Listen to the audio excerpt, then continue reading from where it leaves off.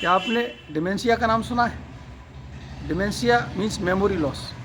इस बीमारी में पहले रिसेंट मेमोरी लॉस होती है, फिर पास्ट मेमोरी लॉस होती है, और बाद में तो व्यक्ति खुद को भी भूल जाता है और कभी कभी खो भी जाता है। डिमेंशिया के प्रमुख कारण में एज से शुरुआत होती है। उम्र बढ़ने के साथ साथ डिमेंशिया का खतरा बढ़ जाता है।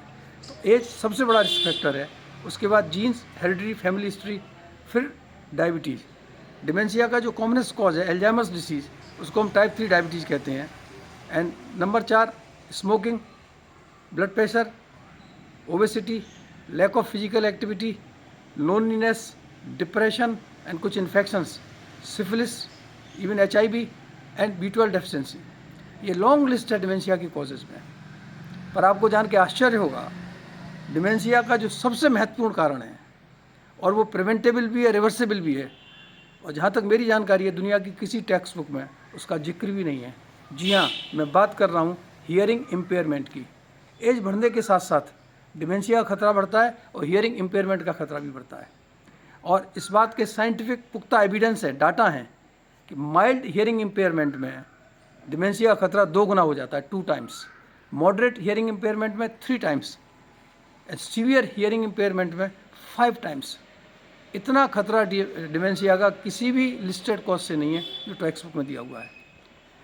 तो hearing loss, hearing impairment dementia कैसे करता है, इसका मैं आपको साइंटिफिक एक्सप्लेनेशन बताता हूँ। जब हमें कम सुनाई देता है तो बॉडी का एक सिंपल रूल है, यूज इट और लूज इट। तो कान से जब सेंसरी स्टिमुलस नहीं जाता है तो टेम्पोरल लोब और हिप्पोकैम्पस, इनको सिग्नल मिलना कम हो जाते हैं और इनकी डिस्यूज एट्रोपी होने लगती है, ब्रेन की एट्रोपी होने लगती है, and atrophy leads to dementia. Sensory stimulus कम होने से एट्रोपी होने लगती है, दैट इज नंबर 1। नंबर 2, जब आदमी को सुनाई कम पड़ता है तो उसका सारा फोकस, सारी ब्रेन की एनर्जी सुनने में लगा देता है। तो एनर्जी, ब्रेन की एनर्जी चैनलाइज होती है सुनने की तरफ, तो दूसरे ब्रेन के काम रुक जाते हैं, लर्निंग रुक जाती है, ब्रेन के डेवलपमेंट रुक जाते हैं। That is number 2। नंबर 3, जब उसे सुनाई कम देता है, उसे पता लग जाता है मैं कम सुन रहा हूँ, तो डिप्रेशन में चला जाता है, and depression is one of the leading cause of dementia. And number 4, कम सुनने की वजह से फिर लोग उससे बातचीत करना भी कम कर देते हैं, तो सोशल आइसोलेशन हो जाता है, and loneliness is worse than smoking. तो ये 4 जो मैकेनिज्म है, इनकी वजह से डिमेंशिया होता है, और ये चारों करेक्टेबल हैं। सिंपल हियरिंग एड लगा दीजिए, तो जब उसको सुनाई देने लगेगा, ऑडिटरी सिग्नल स्टिमुलेशन जाने लगेगा, तो ब्रेन की जो एट्रोपी हो रही थी वो रुक जाएगी।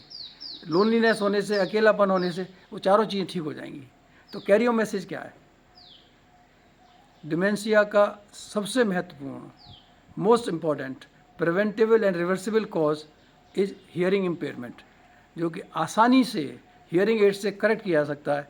एंड अनफॉर्चुनेटली मुझे किसी टेक्स्ट बुक में इसका जिक्र नहीं मिला। तो आज के लिए इतना ही। Thanks for watching. जय हिंद, जय भारत।